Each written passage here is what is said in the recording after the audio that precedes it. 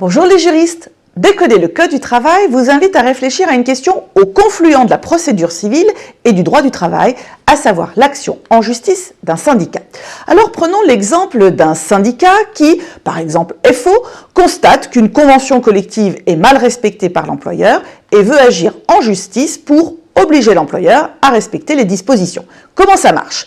Eh bien, le Code du travail distingue l'intervention volontaire du syndicat lorsqu'il défend un intérêt collectif et l'intervention en substitution lorsqu'il va intervenir à la place du salarié pour protéger un intérêt individuel. Quelles sont les conditions de cette action du syndicat en intérêt collectif? Eh bien, le Code du travail prévoit un certain nombre de conditions.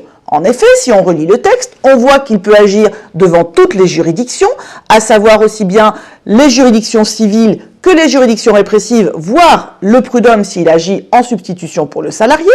Ensuite, il faut qu'il y ait un préjudice direct ou indirect. Et enfin, il faut, lorsqu'il intervient dans le cadre de l'action collective, qu'il défende un intérêt collectif de la profession. C'est cette dernière condition qui peut souvent soulever difficulté et alimente un contentieux. Alors dans notre affaire, puisqu'il s'agit bien d'intérêt pour l'entreprise collective, puisque c'est la non-application d'un accord collectif, il y a bien un préjudice, eh bien le syndicat pourra agir. Merci les juristes, à bientôt.